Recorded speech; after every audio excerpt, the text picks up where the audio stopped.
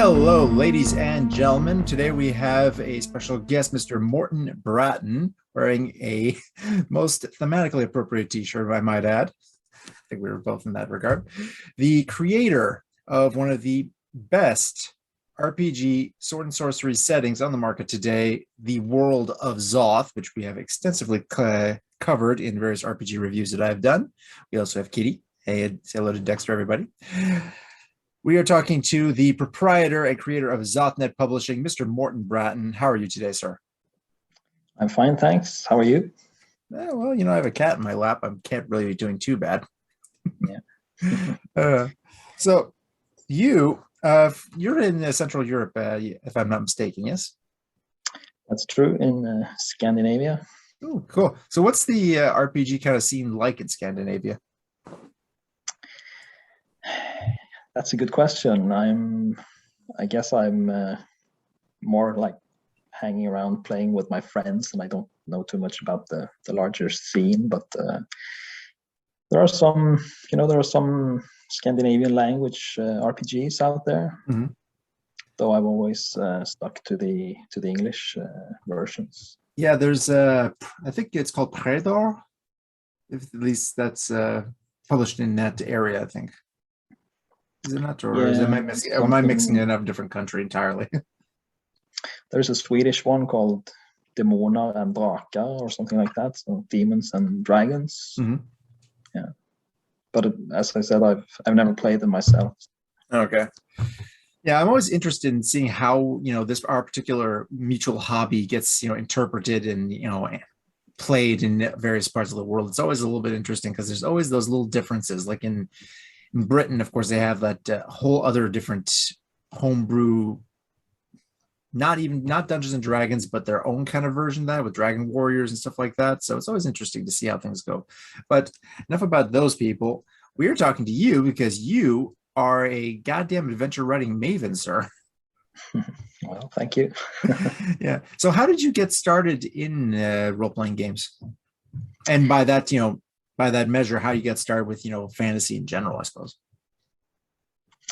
So I think I got started around 30 years ago, and a friend of mine just told me, well, first, before role-playing games, we were playing like these board games, like Hero Quest. Classic. I don't know if you've heard about that. Oh, yeah. Yeah. And also like strategy games, like World War II games and stuff like that. World in Flames and Diplomacy and Risk and all kind of board games. Then we got into these fantasy board games like Hero Quest, and then a friend of mine, he somehow acquired a copy of the Player's Handbook for a second edition. Mm-hmm. And he said, well, let's try out this. And then we rolled up some characters and off we went. Yeah, that's actually pretty similar to how I got started. My first encounter with this stuff was, again, a box set, Hero Quest. And the first real RPG book I got was the Player's Handbook to the second edition of D&D. So, what can I say? It's a nice little winky dink there. Yeah. Yeah. And in the beginning, I wasn't DMing, but so I remember I had a thief character that died a lot of times. And they do tend to do that, yeah. Yeah. It's the downside of having so few hit points. Especially when you decide to try to use them as a mainline fighter character and realize, oh, wait, they're not really designed for that, are they? No. But we didn't really know anything, so we kind of got some experience with like poisonous spiders and medusas and fun stuff and the deck of many things and oh boy, fun stuff. Oh yeah, that thing breaks campaigns or creates whole new ones that last for months at a time. You never know. Yeah. So that's for role play. Is how about sword and sorcery? You are a major fan of that particular genre. What was your first encounter with that? So it was through the Conan comics, I believe. So another friend of mine, he used to have a bookshelf full of these comics that I think maybe his parents were collecting or something. And while we were just sitting around playing computer games, and I was just like waiting for my turn and just started through these Conan comics, and I was really hooked by the stories, like the classic stories by Roy Thomas, and like the conversions of the classic Howard stories in those magazines. Yeah, Roy Thomas is one of the few people I can think of that can write Conan's original Conan stories and actually have it fit in with Robert E. Howard's, particularly, all his work. He's one of the few guys I could actually trust. If you give me like this book, it's Conan stories, but they're not written by Robert E. Howard, but they're written by Roy Thomas. Oh, okay, I'm getting that. He's one of the greats in that regard. Yeah, I totally agree. He's the one to do the writing, and there were a couple of like the artists, like Steve Buscema, was that his name? Mm. So I guess I started reading when it was like the golden age comics, Conan comics. But I got started with the good stuff. So yeah, and also in those comics in my country, they used to have a map on the inside of each magazine. Oh yeah. We had this great map of the Hyborian Age with all these cool sounding areas and cities and lost cities and Stygia and Acheron, and it really fires up the imagination, doesn't it? Yeah, that's one thing I kind of like about the current batch of Marvel Conan the Barbarian comics. They brought back the map, but they also put like, here's where you are, and here's where he came from in previous issues, and there's kind of like this like line drawn in blood across the various locations that the adventure took place in. So that's a nice little touch, I find. It helps with those kinds of comics where it's not just episodic, here's it bouncing around between different parts of his career, but actually going in a serialized fashion. Yeah. Now, speaking of Howard, actually, in 2002, you launched a website called Hyborian Age campaign for the Hyborian Age for the D20 system, a massive campaign resource. So what inspired you to do that? So I think if it was 2002 or maybe a bit earlier in 2001, but at the time, I think I had been planning to run a Hyborian campaign for my own group, because I used to be a dungeon master and run Greyhawk for a while in the 90s. But then Classic I read setting that people don't play enough of that. Yeah, and it's kind of a sword and sorcery-ish setting by itself, Greyhawk, compared to many more modern settings. Mm-hmm. But anyway, so I was running that in second edition D&D, and then I was inspired by these Conan comics, and I was planning to start a campaign set in the Hyborian Age. So I started like making notes for myself. And at the time, there had been a couple of adventures for D&D set in the Hyborian Age, but they were pretty like bad quality. Yeah, the AD&D edition of Conan Adventures, not particularly good. There was also the previous one for the actual Conan RPG that TSR made. There were 3 of those that came out as well. I haven't had a chance to play that system, so I can't really say much about their quality, unfortunately. Yeah, so I was aware of those, but at the time I was kind of setting up to play in a campaign, and at the same time there was like I knew how to make web pages, so I was thinking, okay, let me put out this for everyone to enjoy. And then as I was doing this for second edition, and just as you know, in the year 2000, they released the third edition of D&D. So that came with this open gaming license, so it kind of made it possible for everybody to publish their own stuff. So I took what I had at the time and I redid it for third edition and the D20 system. And then after a year or 2, I published what I've been setting up. So that was, I was kind of planning to do it for second edition, but then it turned out that I was just in time to the third edition and the D20 system. Well, you went whole hog. I'm looking at it now, and you have put a lot of effort at that back then into just cataloging and listing pretty much everything you could find from, all the different sources, but from, the comics, from the original tales and everything. I'm just looking at, you got just the list of characters here goes on for pages, different versions of different characters, specific characters from the different Conan stories, from different people, characters of the Hyborian Age, which is a massive list of everybody that gets mentioned. Yeah. I spent a couple of years compiling everything, and I used there was a GURPS source book for Conan.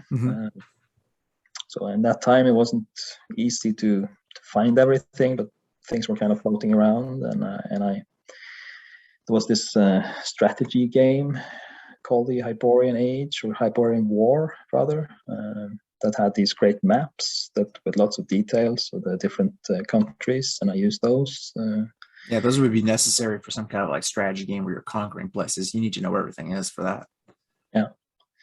So and also at the time, there was a guy called Vincent Darledge, and he did a lot of conversions of the Conan stories, like all the NPCs or the characters in those stories. He created stats for those, and he did a great work. And then after a few years, Mongoose Publishing, they got the license to do and they did their Conan RPG, which I've heard a lot of good things about, and I've heard other people complain about. It's kind of hard to get a definitive answer on how well that one worked out. Yeah, we actually played that for several years, and it's a good version of the D20 system. Actually, in some regards, it's better than. Yeah, that's basically what my understanding of it. If you really, really, really hate the third edition D20 system, chances are you probably won't be able to like this one because it's still got enough of that in its DNA. But if you just, liked it but want to change certain things to make it closer to a proper sword and sorcery kind of system, the Mongoose Conan D20 system is probably pretty recommendable. Yeah. The problem was that there was a first edition of the book, and it had a lot of small errors, like copy paste stuff that they didn't fix. So a friend of mine, he actually compiled a big list of all the problems he found with it, and we submitted that to Mongoose, and they were going to release the second edition anyway, and they incorporated all that stuff that we submitted, so we were actually credited in the credits for the second edition. Would you say that's your first official RPG credit? Well, I think actually the Mesopotamia book was before that, because I believe the first edition Conan RPG came in about the same time as the Mesopotamia book, 2004. Okay, yeah. Well, we'll get to that. But one thing I wanted to ask you about, there's a lot, when you're looking at the Hyborian Age specifically as a campaign resource for role-playing games, what would you say is the most fruitful source of inspiration? We have the actual stories themselves as Howard wrote them, but you also have this massive corpus of, the comic books and all that stuff. Would you say it's easier to pick and choose elements from the latter or the former in terms of, what you use for specifically a Dungeons and Dragons style campaign? Yeah, so it depends on if you have players who have actually read the stories or not, because if they haven't read them, then you can just steal everything and just have a blast with that. And if you go to that Hyboria website that I have, there is a lot of conversions of the. Oh yeah, I'm looking at the adventures here, and you pretty much all of the adventures from the Conan saga, as it's written here, all converted to the RPG. Settings so there. This is Coco, by the way. Yeah, hey there. So I did a couple of conversions myself, like the Tower of the Elephant and so on, but there was another person who submitted a lot of conversions of the original stories. And one Wesley Connolly I've seen here. Yeah. So those are great if you have players who haven't read any of the original stories, but if you're like me and you have friends who've who know the stories. You can't just steal it. You have to make something up. So then you have to kind of just be inspired. I mean, I like lost cities and degenerate tribes and all that All kind that of thing. classic So, stuff. yeah. So you just have to take the bits you like and just recombine them in. It doesn't have to be like super original, it just has to be inspired. You put it together in a new way, and then you will have a great time. Yeah, there you go. Like you did something similar with the some classic conversions. I'm seeing here the Shrine of the Black Ones, City of the Spider God, and Lost Cavern of Acheron, which are conversions of old modules, not only to D20 but also to the Hyborian Age with all the serial numbers filed off. Yeah, I like those quite a bit. They're pretty cool. It's a nice little demonstration of what you can do just by tweaking setting and the kinds of monsters you're dealing with without changing everything. Yeah.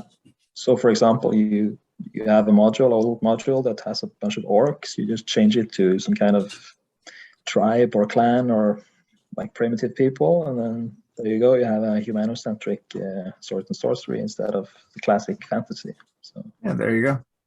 That really is one of the demarcations that you can tell when something is more sword and sorcery than not. It's if you have something like elves and orcs and dwarves and something, it doesn't matter what they call it. They can say it's sword and sorcery all they want, but they got their work cut out for them at that point. Yeah. So yeah, if we could go off on a tangent, go right ahead. I just noticed that there's a Kickstarter out for a new setting for 5e. That's I think I saw setting. that. Yeah. So forget the names right now, but yeah, I have seen that. Yeah. I don't know if I'm pronouncing it correctly, but Planigia or something like that. So, but the point is that they've kept the dwarves and the halflings and the elves, but they've just like reflavored them. And I think, for me personally, it looks like a very cool setting, but it would be a lot more interesting if they just removed those things and just kept the humans, basically. Yeah, like I've got a Dark Sun poster up. It's currently outside of camera range right now, but that's always been the one criticism I had for that setting. It's an awesome setting, but it's like you didn't need all the demi-humans. I understand why they're there. It's Dungeons and Dragons. They have to because of their branding and stuff like that, but at a certain point, that setting probably would have been even better had it just, either ditched them completely or just kept the weirder ones like the mantis people and stuff like that, stuff that's completely divorced from the normal run-of-the-mill Tolkien-esque characters. And I say that as someone who really likes the broken sword and thinks that elves and dwarves can be awesome in the right setting. Yeah, I don't have anything against elves and orcs, but it's like I don't want those in my source and sorcery. So yeah, the same thing with about this Thule setting, Primeval Thule. That is, they kept all the races, I guess, to just kind of because it's supposed to be D&D. So it's it's a great setting, but that's the one thing it's one of those things where the setting's great. Just wish you'd picked a different system so you wouldn't feel obliged to bring in all the baggage. Yeah. Oh, well, we still have World of Xoth. So back to the RPG things. In 2004, this is probably then your actual first RPG credit for Necromancer Games. You wrote Ancient Kingdoms Mesopotamia, which is both a source book for playing 3rd edition D&D in that particular time period, the Mesopotamian Bronze Age, as well as a pretty big mini campaign against a vampire ghoul queen and all sorts of nasty monsters and such. So yeah, how did you get working with Necromancer Games on this project? So it was because of this Hyborian Age website that I did. So I published that in 2001, 2002, and then Bill Webb, one of the owners of Necromancer Games, he just contacted me out of the blue from basically via the contact form on that webpage, and he said, well, it looks like you know what you're doing, and we'd like you to write something, and you can just pick whatever and we'll publish it. So that's a good deal. That was amazing because I guess usually you have to kind of work your way up and kind of write small articles and small adventures. And here I was just given Technically, you did. It's just you did it on your own time. Yeah, you could Because say they figured, well, if he's willing to do this for himself for free, imagine what would happen if we pay him. Yeah. Well, you don't do this for the pay because it's the RPG industry. Nobody's doing this for the pay. So you do it for the fame and glory, maybe, but not for the money. So there's no money in it. But anyway, he told me that he would like print whatever I came up with, and I pitched the suggestion to him actually to create an even bigger module with 2 cities, like one in the jungle. Yeah, I think you mentioned that somewhere on their blog, that they'd be connected together by some kind of portal or something. Yeah. Then I started writing it, and it became big enough just by itself, the desert part of it. So that was placed in kind of this mythical version of Mesopotamia. And my plan was just to write that adventure, but Bill wanted me to expand it to be kind of a source book for Mesopotamia. So then I expanded it with the descriptions of religion and like races and geography and history and all that. So it was kind of added, I don't know, like 50 pages to the book. Which of course, when it was published, it was kind of billed as a source book for Mesopotamia and adventure, but then people complained that there was not enough source book or too much adventure or vice versa. So some people are never happy. Yeah.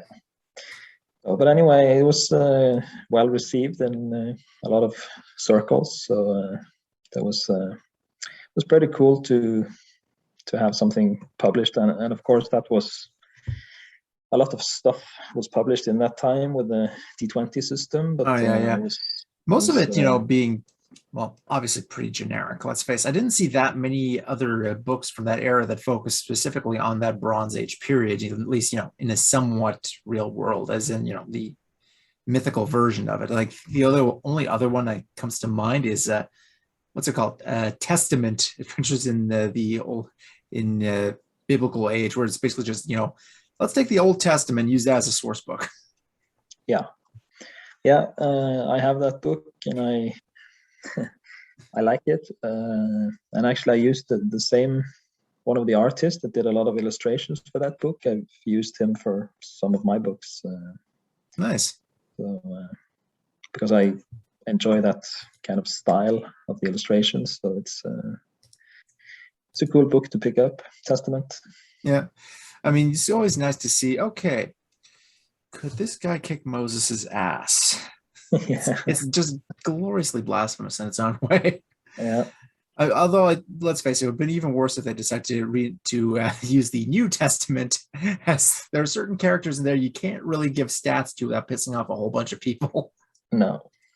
So let's just say that at least in Europe, we have a lot more relaxed attitude to that kind of thing. So. Yeah. Well, you got it out of your system a couple of centuries ago.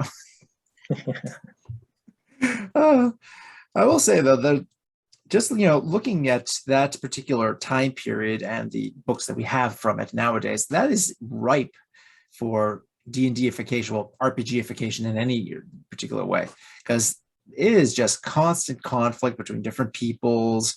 You've got, various mythological monsters you can throw into it, and it just, it's surprising to me that it hasn't seen more usage in terms of, historical period for, D&D or something else like that.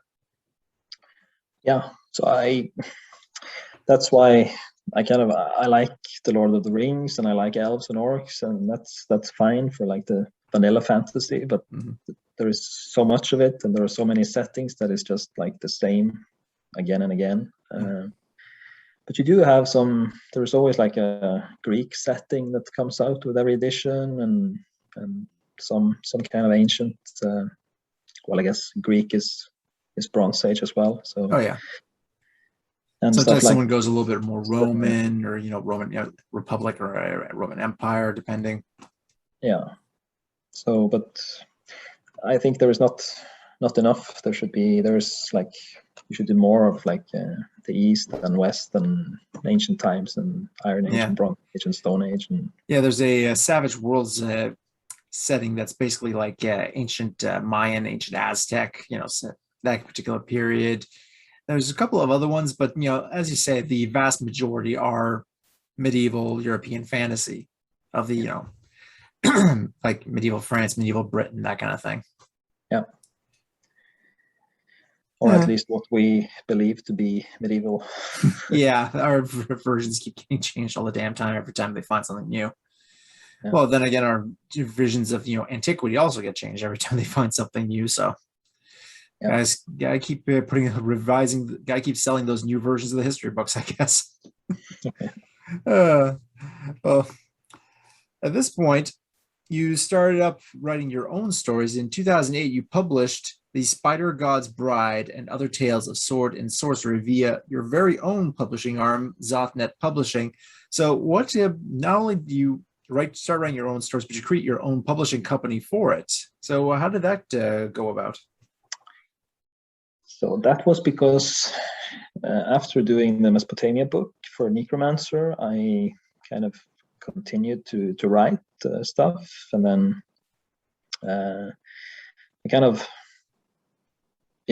I started on this because the Spider God's Bride is like a massive 200-page book. I started writing it, and then at the time I was almost finished, then 4th edition happened. It's always like that, isn't it? As soon as you finish something, a whole new edition comes in and just... Yeah. And I don't know if you know, but the 4th edition did not have a very good like open game license, so it was kind of closed. So it was very difficult for, I suppose, a reaction to the glut of D20 products that came out with 3rd and 3.5. Yeah. So at that time, kind of Necromancer game was kind of on the fence about publishing anything at all, and they were kind of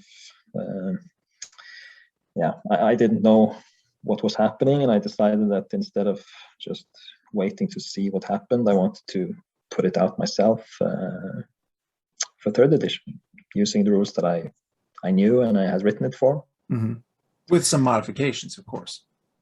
Yeah, with some modifications, like all the changes to spell casting and there was a couple of new classes in there and lots of new spells and so on. Yeah. So that's something that, going into the creation of the World of Xoth for these adventures and such, you take like 3rd edition Dungeons and Dragons, which is most at home, let's face it, in the D&D fantasy kind of environment, and then you tweak it and change it to sword and sorcery. How many iterations did you go through in order to get that to work properly? Well, let me start by saying that my goal was not to create a new system or something that is so different that it's not recognizably D&D anymore. Of course. So if you do that and you have a different system, then you might as well use another system in the first place. Mm-hmm. So I wanted to keep, like, I'm a D&D guy. I like D&D. I wanted to keep that as the basis, but you have to remove some stuff. I mean, we talked briefly about Dark Sun. Dark Sun is amazing, but you can't. You have to take something away to make Dark Sun. So you have to restrict something. You can't have everything that is in D&D. Mm-hmm. Yeah, I mean, the whole setting is based on privation in many ways. Yeah. So I guess first of all you have to look at the magic, because in D&D magic is kind of like technology that it's always working and it's doing all kinds of convenience stuff. Mm-hmm. But in like, for example, you want to rest, you can make like an invisible kind of hidden compartment and just crawl into that and rest. And if you want to understand some ancient language, you can just cast a spell to do that. So that is fine. I understand why they made those kind of spells to do like dungeon crawling in vanilla D&D, but you have to take it away to get the atmosphere and the feeling that you need for some swords and sorcery. So you have to throw out all those convenience spell and say, okay, you have to use your skills instead. So instead of teleportation and flying, you have to climb, you have to swim, because the world is not set up to handle people who can teleport through castle walls and fly over the walls and so on. So it's fun Yeah, world I mean, in a sword and function, sorcery setting, a character who could do that would be like the terror of every single ruler and warlord the world over. I mean, he's just like, you never know when he's going to show up and just do something horrible and just disappear right away before anybody can stop him. I mean, that'd be a nightmare for everybody. Yeah, and D&D, like, fly is just a 3rd level spell, so every 5th level guy can do it. Then there would be no reason to construct castles the way they are built. Yeah.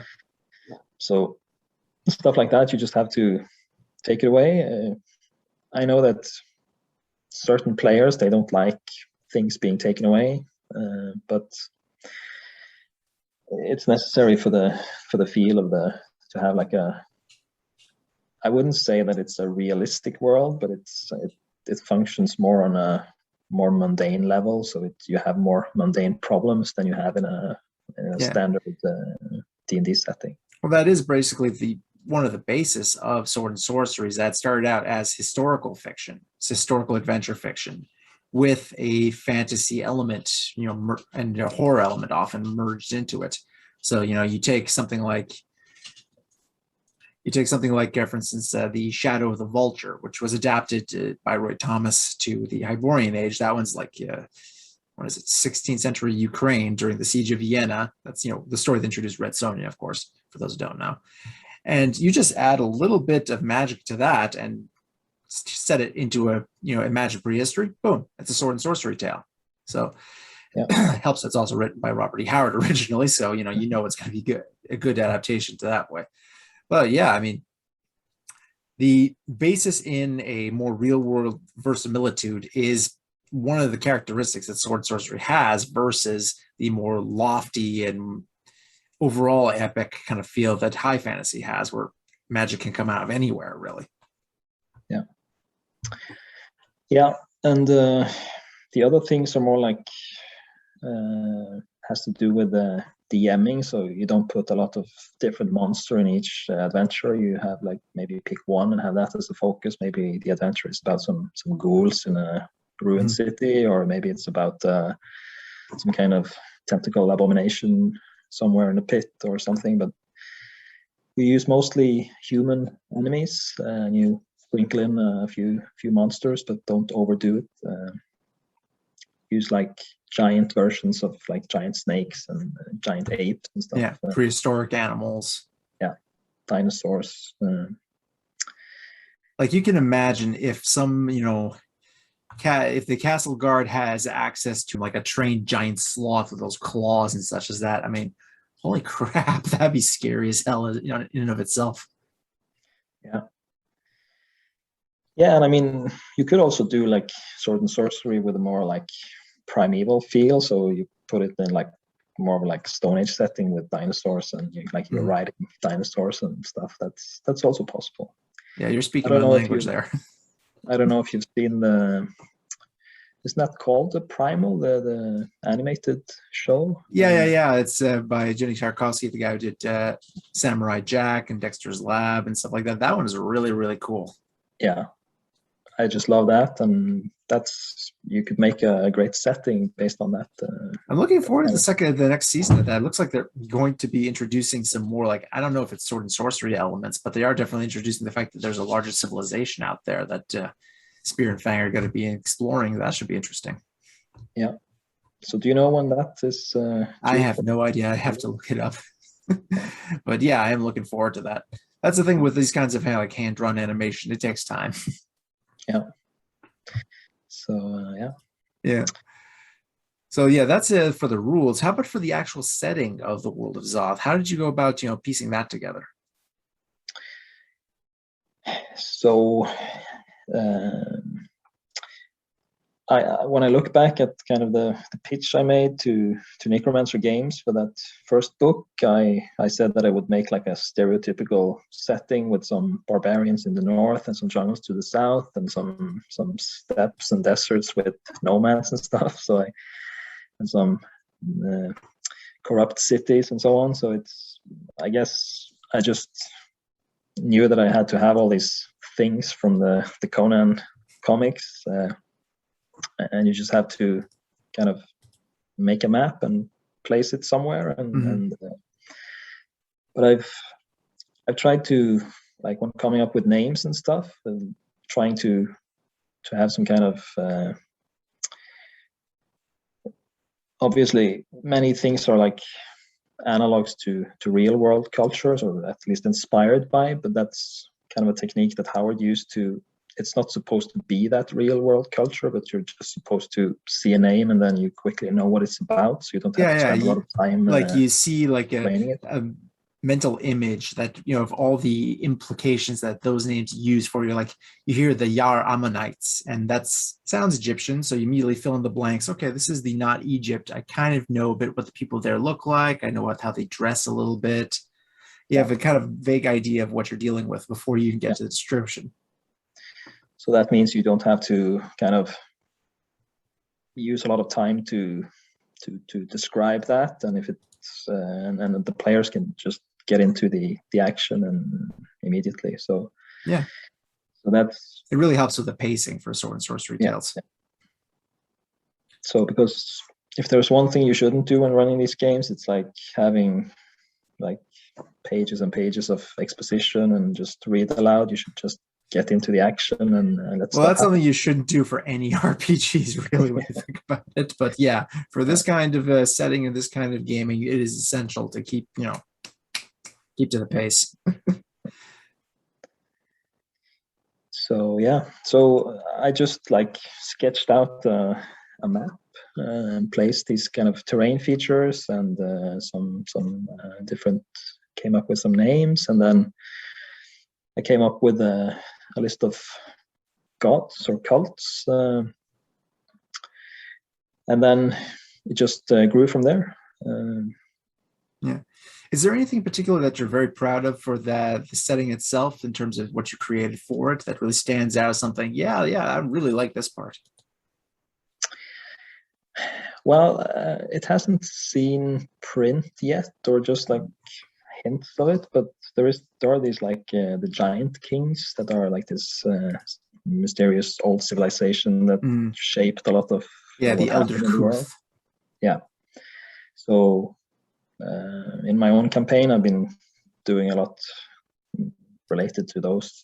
So in the published works, you'll see kind of outposts and hints of different things, but they've been kind of a major influence in. Yeah, there's been some reference in the last two adventures you placed that you created, the Trials of Nagura and Throne of Gondira. In the latter one, there's actually is a giant king in stasis somewhere that you can find it. I do like the fact that these guys use essentially like Jack Kirby style technology to, well, I'm not sure, is it technology? Is it like magic? Is it some kind of fusion of both? That's the interesting thing about that. You're not entirely sure, but they are very much like an advanced race of beings that once ruled the world and have now been laid low. Yeah, and it kind of left a bit vague on purpose, because some people they don't like to mix fantasy and science fiction, so it's for them, they can say it's not technology, and for those who like to mix it, they can play up that part. Well, mixing it would very much be in line with the original tales this is inspired by. I mean, sword and sorcery had a lot, but this was before fantasy and science fiction got split apart so strongly, usually by publisher decrees so they could sell more stuff.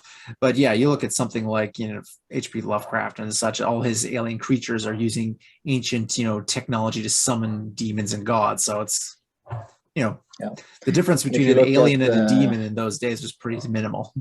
Yeah, and if you look at like Howard's stories, like Tower of the Elephant, you have like space travel, and in the one of these stories, I believe it's Zuthal of the Dusk. Or that one, Zuthal of the Dusk, aka the Slithery Shadow. That one's basically almost as Lovecraft as a Conan story gets.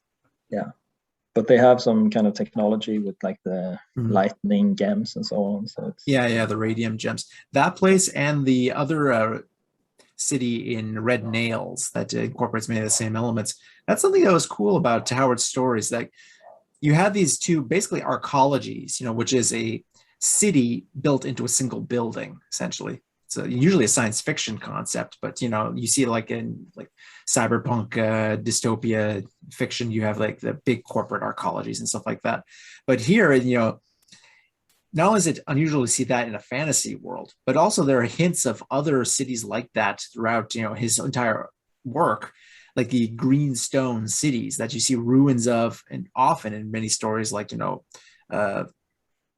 the Devil in Iron has a city like the ruins of a city like that. There's another one with what's it called? The Pool of the Black Ones has, the same kind of references to greenstone cities. There's a lot of world building that people underestimate when it comes to Howard's stuff.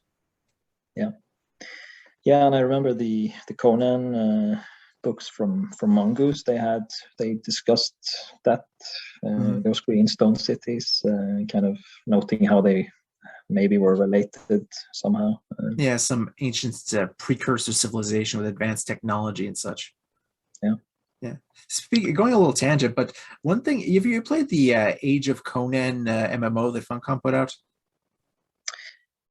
I did play it like very early when it came out, but I didn't like. I didn't play it a lot, so I just like seen the first part of it. But I was thinking the same when you started talking about these cities, because there's a lot of cool like ruins and stuff in that setting. Yeah, so. But what I was thinking, you mentioned like Tower of the Elephant, and there's in one of the expansions, the Kitai expansion, there's essentially one of the few full cutscenes in that game is literally like a memory retelling of one of the creatures from Yag, which is where one of the characters from Yag Kosha, the elephant-headed being in that story, was basically, he got exiled from Yag for not being evil enough. And now there's this bounty hunter's alien that's coming to Earth to, try and track him down, and the other exiles. And you get it's all kind of like, translated from its memories so into a language that the main character that you're playing could understand. And you get the idea, like, our wing, that we flew across the ether in our wings, and it's a spaceship and stuff like that. So you get the feeling like, I've always preferred when you show depictions of Yakosha from the Tower of the Elephant to have him look not like just a dude with an elephant head, but more like, a creature that looks something elephantine. The recent Monolith tabletop game had a really badass looking image of Yoga in his prime that I think really applies here. It's like, he looks like what a person might think an elephant looks like if they've never actually seen an elephant and only had it described, which is how it's written in the Conan story. So I always like that idea that this thing is alien. It looks kind of like one of the original engineer, the space jockey from the original Alien. And that is, that's a good look for this thing, I find. Yeah. It sounds like I have to go and look that up in detail, but it's on YouTube. You can find that pretty easily, I think. Yeah. While we're on the topic, I mean, imagine if they actually made some kind of Conan movie that was based on the books and stuff like this, like Tower of the Elephant. Would be an amazing movie. Yeah, well, they're doing the Netflix TV show, I think, still. So that's still in the works. I don't know how close that's going to be to the original stories, or if they're even going to, I'm sure they're going to use them and make adaptations, but who knows what they're going to do on a Netflix budget. So fingers crossed, I guess. Yeah, because it has always annoyed me a lot that when they made the Conan movies, they just took the name and they just wrote a totally new story. Yeah, they use Kull's backstory for Conan. Yeah. Thulsa Doom's a Kull bad guy. The whole enslaved becomes a gladiator and, rises from there. That's Kull. Yeah. And then they take Conan's backstory and use it for the Kull movie. They use Hour of the Dragon as the inspiration. Yeah. So they take just the name and they use that to kind of sell more tickets, but it's kind of it's an okay movie, but it's a crap Conan movie. And that it's got enough Howard in there to make it, to make me forgive the lack of a direct adaptation, but I mean, it's got James Earl Jones being Thulsa Doom. That's worth the price of entry in and of itself. Well, my point is that imagine if they made Lord of the Rings and they just took the name Lord of the Rings and they wrote a new story. Yeah, they're doing that. It's called the Amazon series. Yeah. But the first time they did it, it was a huge success because they actually followed the original book. So imagine if they had done that with some Howard stories. Imagine they'd done that with The Hobbit. Yeah. Of course, that would be just one movie long, but Yeah. So it's always bothered me that they either leave Conan alone or adapt him faithfully and don't just steal his name and like give a bad impression to people about what it's all about, because the original stories are so good that they deserve to be made into movies. Yeah. Oh, especially something like Hour of the Dragon, doing that properly would be incredible. That's one of the reasons I like the Glénat Conan adaptations that they've been doing in bande dessinée form. Their stuff is, you see the reinterpretation based on, a different artist and a different writer and stuff like that, but they're staying very close to the original tales for the most part. And it's nice to see like these different interpretations, like People of the Black Circle is being done, is the art is being done by a manga artist. So, it still looks, it still looks like Conan, but it's a completely different lens to see it as. And if you're going to do a manga inspired artwork, People of the Black Circle is very much the one to do it with. I mean, it takes place in, near East Asia kind of thing. So, yeah. Have you ever checked out any of those? I have. I think I have the 3 volumes that are out so far. Well, there are 11 volumes so far. I've got all of them. No, I mean, you're talking about the ones that you've been reviewing. Oh yeah. Those ones, yeah. So I have the 3 volumes that are out in English so far. Oh, okay. From the Blaze Comics version. Yes. Okay, yeah, makes sense, because I'm from Quebec. I speak the French, so I've been ordering them straight from France as they've been releasing. So far, so good. I mean, there's just one of them that I haven't liked so far, and I'll get to that one when I get to reviewing it. Don't worry. But yeah, overall, it's been a smash success as far as I can tell. Yeah. So that's an interesting thing that it brings to mind.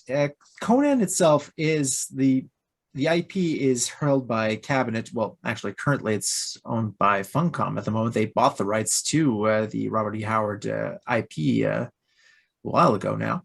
But in France, the Conan stories are themselves out of copyright. They're public domain, which is how Glénat is able to do this stuff. How is it the situation there in Scandinavia for these kinds of tales?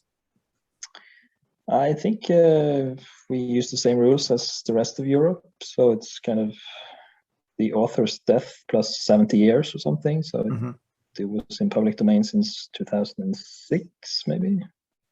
Okay. Yeah. So does that mean that someone in Scandinavia could make their own Conan RPG with the serial numbers filed off? Or is that, a bit too close for comfort for many of these companies, do you think? Well, as I understand it, you can take the stories and you can publish the stories as they are in like your own editions, but it's different to take something and maybe make a game.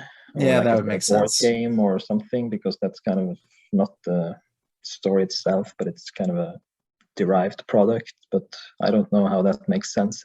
If the material is in public domain, then why can't you use it for a game? Yeah. What's also, what I found interesting is that no one's actually tried to make people have made like retro clones of using the D20 license of, various editions. No one's tried to do the same thing for the Mongoose Conan RPG. You'd think of, generic version of that would be, pretty useful to have out there.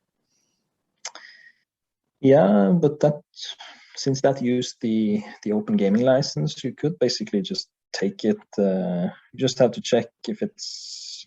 Usually when people use that to publish, they say that all the rules are in part of the open content, so that makes you can just take it and publish it yourself.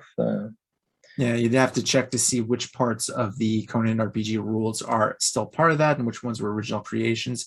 Although I don't think you can copyright rule systems, as I recall, but it's one of those things that's kind of hard to go through. Yeah, but if you look at the back of the book, it has this open gaming license, and it says like declaration of open content and declaration of intellectual property or like private stuff, and then it will tell you if all the rules are open or not. So yeah, that's something to look into, I suppose. So going back to RPGs, you have 10 adventures in Spider God's Bride. Which ones would you say is your favorite? Or are they all your special babies and you can't decide? Yeah, so as you know, I'm currently doing conversions to 5e of all 10. That's true. You currently got to the first 3 done. Yes, so that is a good opportunity to revisit them and see what I think of them. I think I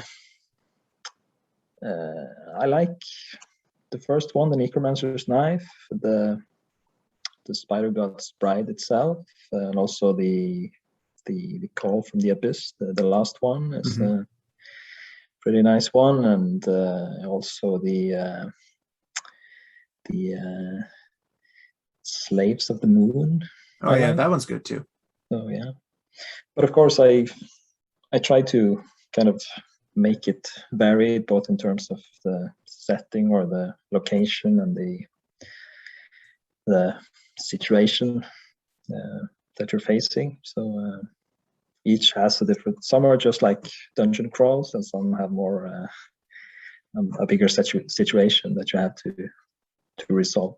Yeah, like there's the Vault of Vigthrahotep, which is basically a road trip in company of a couple of merchants in search of an ancient ruin, treasure-filled ruin, with some twists and turns along the way, as you learn when you're playing that.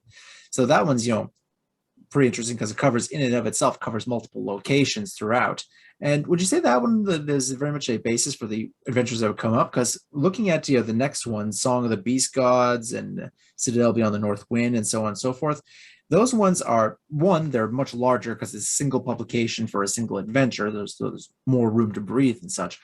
But those ones are also like, multiple locations, each one with their own descriptions and situations and characters and such as that. You went for, well, overall, you did go for a very sandbox type, module design for those 10 adventures, although some of them can be a bit more linear in certain ways. But for these follow-ups, you went, full on sandbox. Would you say that is I wouldn't say better, but a more appropriate method for a sword and sorcery style RPG adventure? Yeah, so my philosophy is that I don't like railroading, and I would like players to have some kind of, or I would like the players to have all the options and choose for themselves what they want to do. So with the exception of some adventures like this, the Vault of Vigthrahotep, that is, like you say, a road trip. You have to kind of railroad a little bit because they're getting from A to B to C. But in general, I like to design it as like a location or multiple location and a situation. And then you drop the player characters into that situation, and then you see what happens. So I don't like pre-scripted like adventure paths like Paizo is doing with Pathfinder, where you have like 6 books that you have to play in order, and it's supposed to be a story that, if you want to write a story, you could write a book instead and just read it to people. But in a role-playing game, you have to give choice to the players, and then that's why I design adventures to, here's a location, here are some people living there and what they want to, their goals and such, and here's the situation that gets the situation or the ball rolling. So back to your question about sandboxes, I guess that's not just a sandbox, but a sandbox with some kind of stuff happening as well. So if the it's a sandbox with some toys in there and a couple of sandcastles you can kick over. Yeah. So, one thing I liked about your adventures, going over like some of the descriptions of the areas and such, the percentage chance that this character is going to be here and doing this and stuff like that, and often you have the same character mentioned multiple times with their own percentage. So if the characters walk into an area and they haven't encountered this NPC previously, you can check to see if they're on their daily routine and just happen to be there doing something. Yeah, it keeps things alive. I found. Yeah, and it's because when I'm the game master, I would like to be surprised myself. So if I'm just setting up like, okay, there is this chance of this guy being here, then maybe the player characters encounter the bad guy in the first room and not the last room. So it totally changes the story, but it's or I don't like to use the word story because there is no story other than what's emerging. It changes the dynamic. Yeah. So that's stuff I put in, like randomness to surprise myself as well. Yeah. Well, it goes a long way to making the places feel more alive and stuff like that. More so than even just regular, random monster tables would do, because those, you roll them at a certain interval, and you may get something, you may not get something. Here it's kind of like it creates a flow of people and events throughout the entire location. Yeah, and what I'm also trying to do, and especially more later, that instead of just having encounter tables, the encounter tables should tell you something about like what that creature or NPC is doing when you encounter them. So it's not just that you're on the road and you roll up a lion and the lion attacks you, but maybe you roll up a lion and you find out that the lion is already wounded by some warrior that is following it, for example, and then you have a situation, not just then you can describe it. The lion has like a broken spear tip in its shoulder and stuff like that, or something like that. Or you roll it up, and there's a percentage chance the lion has already eaten something, and just like looks at you and over its kill, and it's just like, and you can just avoid it if you want. But the kill is a wandering merchant, and he's got that glinting bag of gold torn open in his side. What do you do? What do you do? Always go for the gold. Always go for the gold, especially if you got XP for gold to activate it. Yeah. So your next adventure was, as I mentioned, in 2011, Song of the Beast Gods. That one takes place in the Yar Ammonite kingdom, with a bit of a what should we call it? Which shall be born action happening a little bit there. Not to get into too many spoilers, of course. Waiting to get to a full review of that one before I do that. But I did like the introduction of the concept of the, oftentimes when people do ancient Egypt-based adventures, they go for the full, pantheon of gods. Here, it's taking place in a time period where a single god has replaced all the other ones, just like it did in ancient Egypt for a period of time. The worship of Amun-Ra and stuff like that replaced the other gods for a period of time. Was that a deliberate decision when you were creating this adventure, or is it something that you came up with originally and just decided to expand upon and use the consequences of that for this one? So I did come up with the concept of there being like some older beast cult originally, and then there was this new god coming to make all those cults forbidden. That was obviously inspired by this Akhenaten in Egypt. So that was kind of set up in my notes for the world before I wrote that adventure. But I mean, when you do like fantasy Egypt, you don't want it to be like Egypt, totally Egypt, like historical Egypt. You want to have some kind of, it's like Egypt, but it's different in some way. Yeah, it's its own thing. Like Stygia is not Egypt in its own way. Yeah. So So, and it has kind of funny backstory, this adventure, because I was actually running an adventure for my group, and they actually came to a city that had this creature, this monster, this Lamia monster, and it was a total party kill. And they were kind of all the players were angry because they were killed, because that was like it was too tough for them. And then when I wrote Song of the Beast God, it was actually it was like what happened before that city became ruined. So so basically, if people fail this adventure, it ends up into the total party kill that your players ran into. Yes. So it was kind of, I was kind of making a prequel to the adventure that ended in a party kill. Well, that's cool. Yeah, it does have a certain it does build up to a certain climax as the players explore different areas, meet up with different NPCs, interact with them, discover something's amiss, and unless they can figure it out, things are going to go very, very bad at the end there. Yeah. Yeah.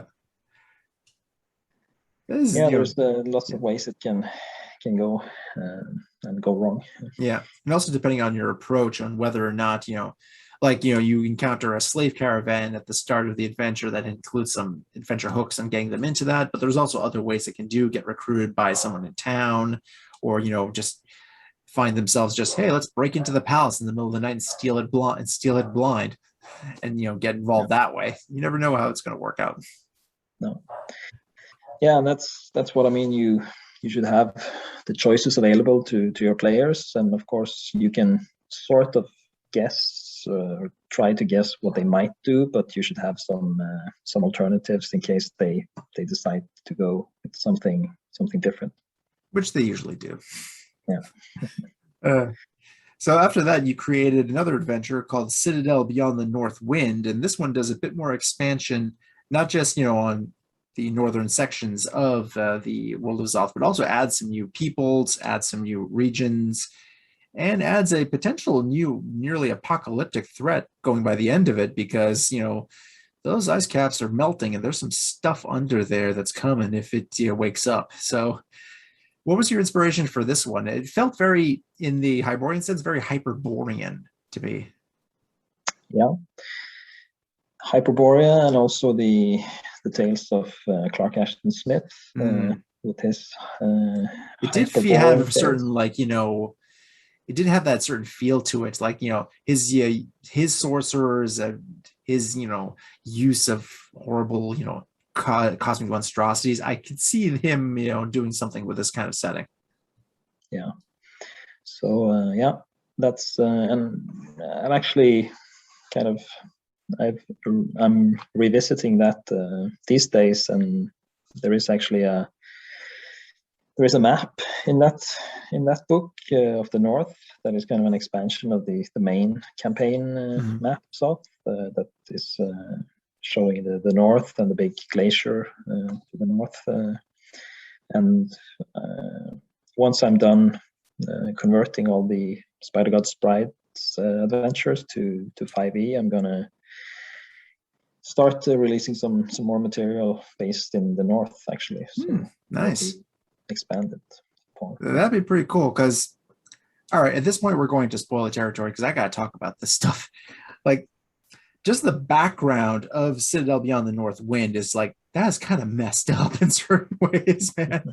You've got guy meets girl, guy falls in love with girl, guy leaves to go conquer of his neighbors, girl meets guy, girl falls in love with guy, girl has kids with guy, girl discovers guy is actually a formless primordial horror, and her kids are now, well, they've got some, they're gonna have issues when they reach puberty, probably.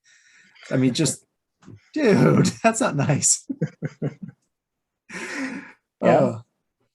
I mean, it's once you start you have an idea, and then you start thinking it through, and sometimes it's just all the details just come to you in a burst of inspiration, and other times it's more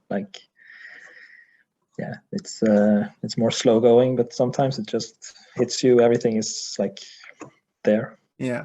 And that one's also very much in that sandbox vein. You have your main characters, each one's with their own, your main NPC characters, each one's with their own motivations, their own backstory, their own, goals that they're going off and doing, and they're sending off people to act in furtherance of those goals. And you have your player characters coming in, intersecting with those, and how they react to them. They can follow the trail back to them and see if they want to do something about it, ignore it, possibly attract the attention of the other person, of that person, in order to get recruited to do something. There's a lot to work with these different adventures. I mean, kudos, frankly. Well, thanks. There's a reason why I like this setting so much. Yeah, and that also contains a bit of small descriptions of areas that are not really part of the adventure itself, but you can expand them. Yeah, the ziggurat at the end there, the Dread Lord, I can't even pronounce his actual name. He calls himself Boreas, I think, to the people he's conquered. Yeah. The guy looks like a freaking like cross between He-Man and Fabio in his human form, and then and then when you piss him off, he turns into a giant Shoggoth, and it's just like, wow, no Yeah. wonder she lost her mind when she discovered she had sex with that. Yeah. I guess we have to put up some spoiler alerts for this video. Yeah, I'll put a little spoiler alert for that. It's just there's certain things you have to talk about, right? Yeah. But yeah, there's also one thing I like is that you've been bouncing around the World of Xoth so much for the adventure, so you're covering a lot of different environments and different places and like that. The next one you did was in 2016 for the Land of the Silver Lotus. All the three ones we're talking about were written for Pathfinder at this point. They Yeah. also Citadel of the Beyond the North Wind, Song of the Beast God, and the original Spire God's Bride adventures were licensed by Mongoose. Speaking of the Conan RPG, for their Legend RPG. How did that go about? I think it was probably because I was active in the because as you know, I was using the Conan system for Hyborian Yeah, and then you helped campaigns, and I to was fix up active in for the second edition after all. yeah, and I was active on the Mongoose message boards, and since Mongoose had both the Conan RPG and the Legend system, I guess there were some other people who, when I was marketing my books in the Conan forum, and people liked it, and they started to actually petition Mongoose to do a Legend conversion. So it wasn't me, but people kind of asked for it, and then Mongoose approached me, and they asked, and I said sure. But then it was a very long process because I think they had multiple authors trying to do the conversion, but it was just so big and long that they gave up along the way.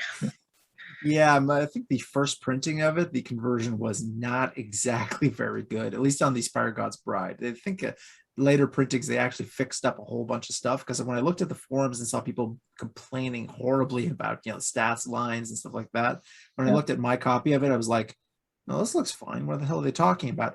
Oh, okay, this got revised afterwards. Yeah.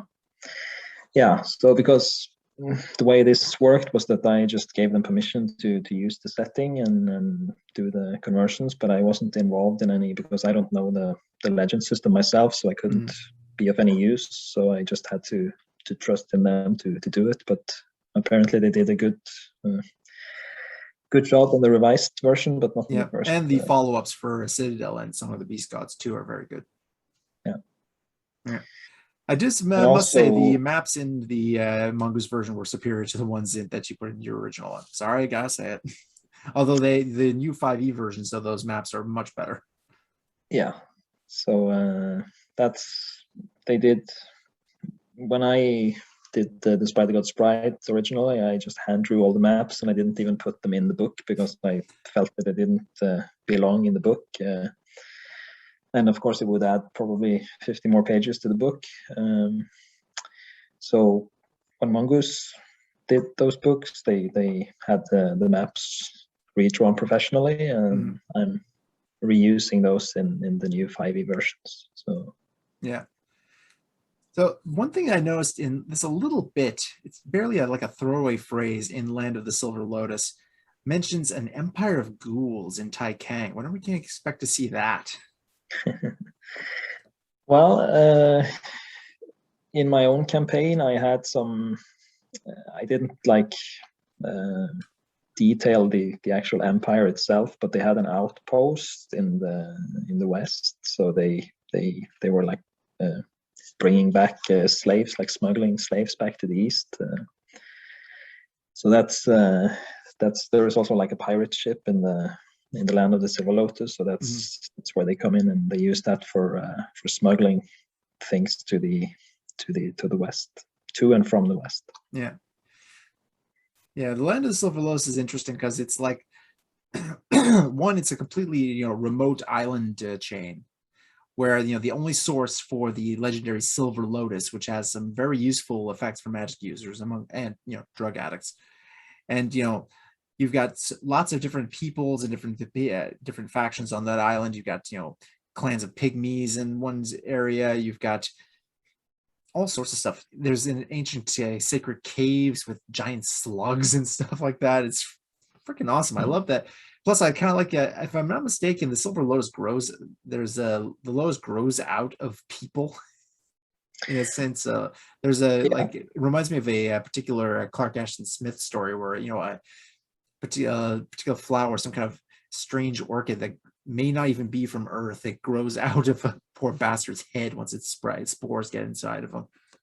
Yeah, I believe that story is called the Seed from the Sepulchre or something like Exactly. That's a good one. Yeah. And that's really cool story by Smith. And it was part of the inspiration for this lotus, because it not only does it grow in a dark cave, you can harvest it and use it for like recreational purposes, but also for enhancing magic. But it can also kind of use you as a host. So, yeah, it was a good adaptation also of that for the there's the particular monsters like the yellow mold zombies and stuff like that you kind of like readapted to serve as the basis for these the poor bastards that are walking around with a lotus inside their brains. There's also a frog hemoth in this adventure. How do you feel about using those like classic D&D monsters and reskinning them for your own World of Xoth adventures?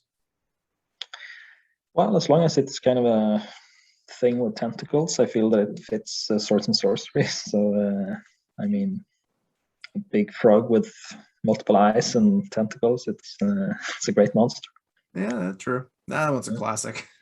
Yeah, that one's from, where did that first encounter, where did that I think it was from Expedition at the Barrier Peaks, wasn't it, when that thing first appeared? Yeah, that could be. Yeah, I mean, that's a classic. I mean, literally a dungeon that's actually a crashed spaceship. I mean, if ever there was a sword and sorcery concept right there, I mean, that's perfect. Yeah. So yeah, Land of the Silver Lotus. That's what the last one you did for Pathfinder. Were there any particular differences compared to third edition when you were creating these adventures for Pathfinder versus that original third edition? If there was any difference between, well, in how you went about doing them, since the systems are similar, but there are some differences. Are there, any particular snags that you ran into or particular advantages to using Pathfinder 3? Well, I think because when I wrote the original adventures, I created this new class, like sorcerer class and nomad class, but I didn't use those for the Pathfinder books. Those Pathfinder had stuff like the Oracle and Summoner and stuff, so those would fit better than, or there was no need for a custom class. Yeah. And also, like in terms of running the game, Pathfinder also had like this big catalog of like human NPCs. So it was very useful for swords and sorcery. Like you have stats for all kinds of guard captains and beggars and thieves and stuff like that. Pluck them out. You just pluck them out, stick them in your adventure, and you're good to go at that point. Yeah. So and of course the player's guide to Xoth, that was my first review of yours. Yeah, that was published around, I think, a bit after the Land of the Silver Lotus, but that's kind of incorporates my thinking on the Pathfinder rules modifications that were needed to run the books. Yeah, all the different new spells and class modifications and such. Yeah, and of course those were based to a large extent on what was in the Spider God's Bride and the chapters before the adventures with the new spells and equipment and so on. Yeah, just updated slightly for Pathfinder. Yeah, you've also updated that one for 5th edition as well. That was the version that I actually showed in my review, and there you got some very good stuff too. I always like the fact that all the healing magic requires blood sacrifice. Like if you're gonna have healers in your party, they're gonna get their hands dirty. Yeah,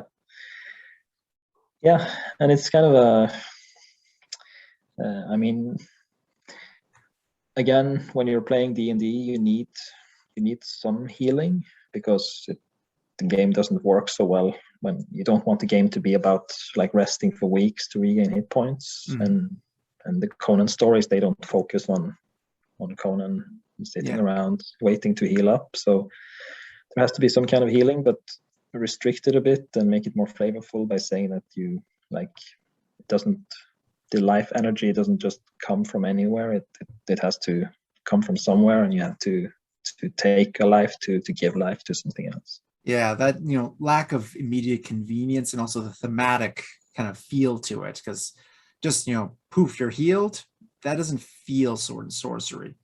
Even if you have, like, you might find a sword and sorcery tale where that happens, but it's probably not going to be one of the better ones. Generally speaking, that kind of stuff, it's going to be something creepy about it if you're going to be doing that. Like the closest thing to a healing potion in all of Conan is the golden elixir from Zuthal the Dusk, and that's just from one spot that you can get it. And you don't want to go there because the people there are crazy and they worship / fear a giant toad Shoggoth monster. That comes the closest to killing Conan in the fight he has with that thing. That was brutal. Yeah, but that elixir always gets mentioned when talking about healing in Swords and Sorcery. Yeah. So. Which makes it a good point that you mentioned for magic items in the Player's Guide to Worlds of Xoth, is that objects that would normally be standard magic items are treated more like artifacts and ancient relics, where there might be just the one of them. Like the example you use is the Gem of Continual Light, where here it's a named object and it's the only one that you could find if you're lucky. Yeah.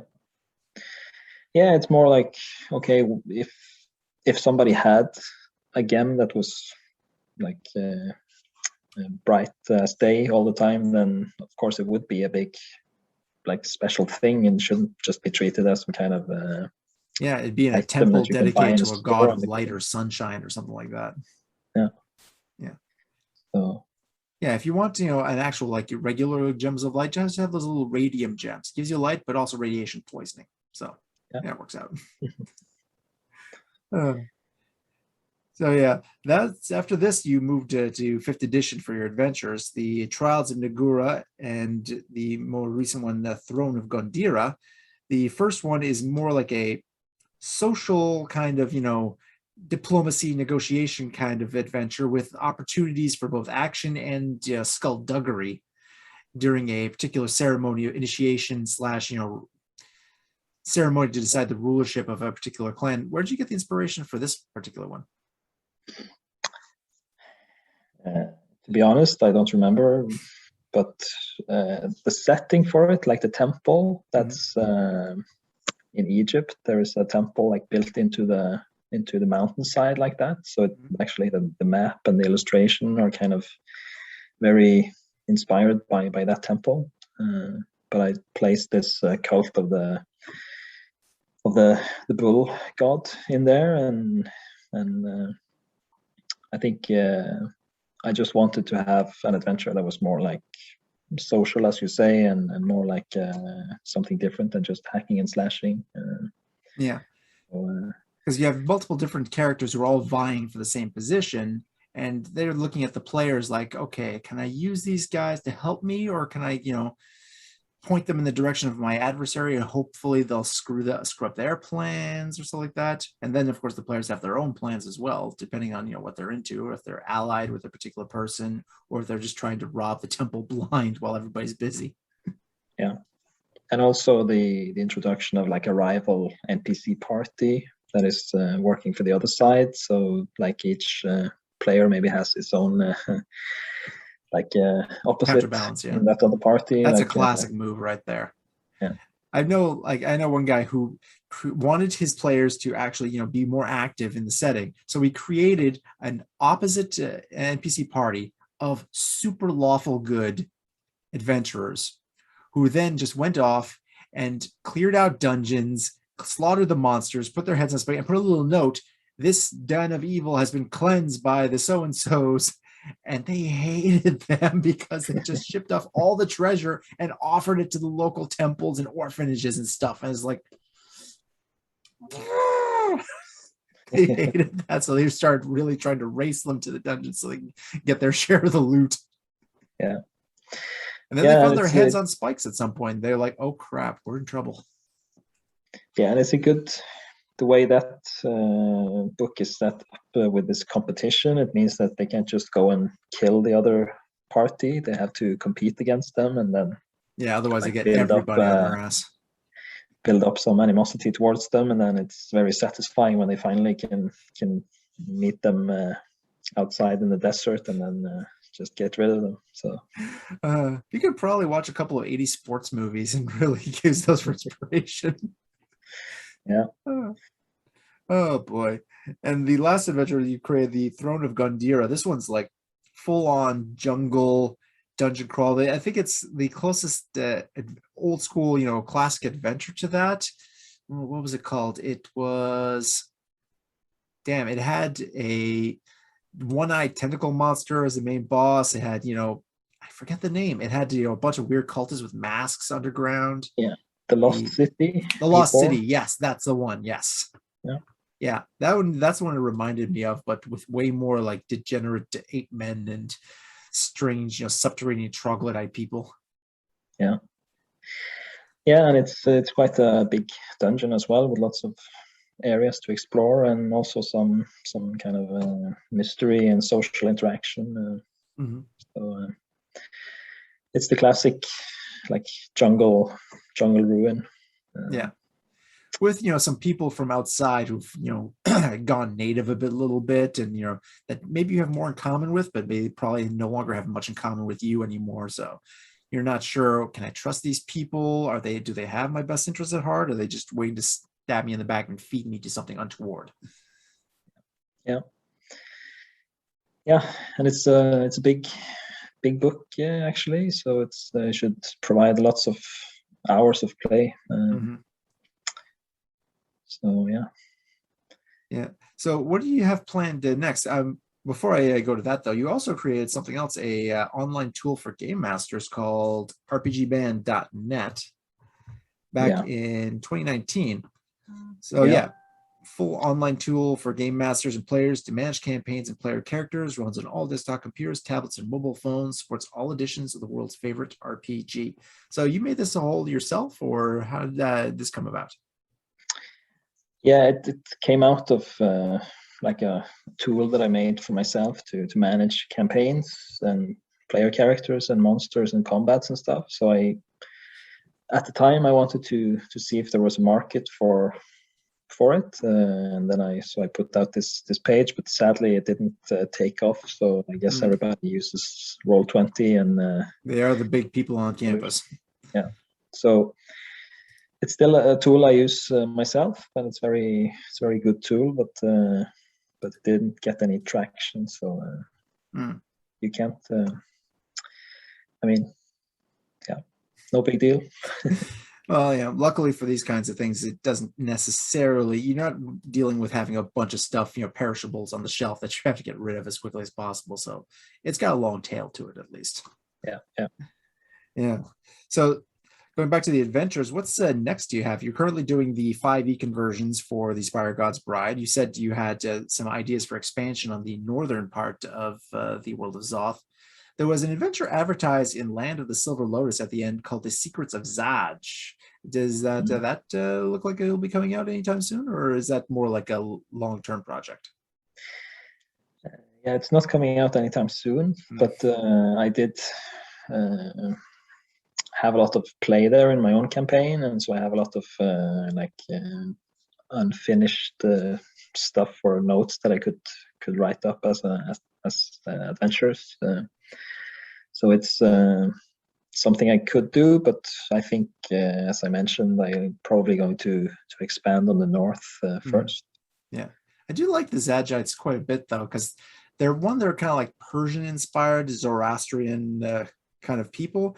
But the interesting thing about them is that they're also the main source of steel weapons throughout the entire setting. I mean, that's, not a lot of, RPG settings have that particular restriction where, one, steel is not the primary weapon of choice, the material of choice, more like iron or bronze and stuff like that, but also having it restricted to a particular people who jealously guard that particular metallurgical secret. And there's even an adventure in Spire God's Bride where someone is attempting to get the secret from a bunch of rogue Zagite priests. And you have to either, well, do you want to help them, or want to stop them for the reward, Yeah. Yeah, and the land of Xotth is also very like centrally located with access to the ocean, so they can reach far and wide. So it's a good place to place your campaign as a home setting for the campaign. Yeah, it gives a lot of options from where to go from there. You can just follow different plot hooks or the player's whims to any location from there. Yeah, and also as I mentioned before, like I have some stuff about these giant kings of Kuth that I would like to publish at some point. So yeah, Look forward to that too. Also, since there is a player's guide to the World of Xoth, I've been thinking about maybe writing a game master's guide to the World of Xoth, which will have like secrets and NPCs and encounter tables and that would be nice stuff. Yeah, I would definitely devour that. That's for sure.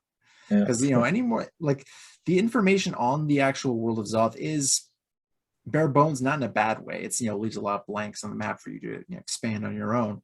But you have the little bit of gazetteer information you have in the player's guide. There's what's described in the adventures themselves, and from there on, it's all left up to your imagination. And little extra tidbits are always fun to have. Yeah, but when I'm running games myself, I actually prefer to have like not too much setting information, because then you have to kind of study and to make sure that you're not making any mistakes. And so it's better to just have some sketches and go for like develop it yourself. I mean, if you're looking at the Forgotten Realms, for example, you have like books and books and books. Well, that started out very sketchy itself, but then again, books and books and books and books later, it gets overstuffed. I guess it's always the balancing act, though, because you've got, on the one hand, lots of blanks that you can use to fill out as you go along, but then your players ask you a specific question and you don't have the answer for it. So you got to kind of balance out those two, I suppose. Yeah. And it's like, I like Game of Thrones, but I think I would be kind of afraid to run a campaign there, because there's so much setting information, so many details. So and also it's so well known now that, your players might know more about it than you do. Yeah. So that's the problem there, and it's also a problem with other settings like Middle Earth and so on. So it's that also was one of the reasons that I created the World of Xoth for myself, because I didn't want to run in Hyboria because that was so well known. So when I made my own world, I could just put in whatever and nobody would be the wiser. So. Well, if that's not encouraging for DMs worldwide to create their own settings, I don't know what is. Yeah. Yeah. Well, I think we've covered your entire bio up till now. Is there anything else you think we should mention that you haven't talked about? Well, I think we have the entire timeline, more or less. Yeah, pretty much. So unless you haven't added anything to your bio that we should cover, I just think I have my last question here. The Holy Triumvirate: Howard, Lovecraft, Clark Ashton Smith. Order of preference and why? Classic. Yeah, and that's the big question. So each has their own thing, of course. In third place, I think I have to put Lovecraft. So he's like the horror guy, and he has some great ideas, but he's somewhat boring to read in long form. So I prefer his short stories, like for example Dagon, which is just a couple of pages, but it's great, a great inspiration. In second place, I would put Smith. So he's like the weird guy that has like melancholy and irony and dark humor and stuff like that. It's difficult to choose between him and Howard, actually. I know, right? I have to put him in second place, but it's more of a shared first place. I'm pretty much the same thing. I put Howard and Smith at almost the same level, and Lovecraft, he's a close second to both of them. Yeah, but I think both of them were inspired by Lovecraft, so it's you need all three of them to get the result. Actually, Lovecraft is one who inspired Clark Ashton Smith to stop writing just poetry and actually write short stories. So without Lovecraft, we wouldn't get, listen to Clark Ashton Smith books. Yeah. So that's, thank you, Lovecraft. Yeah. Well, okay. On that note, I would like to thank you for showing. Thank everybody for coming to see this. This has been Morten Braten, author of The World of Xoth. You can find his books at xoth.net.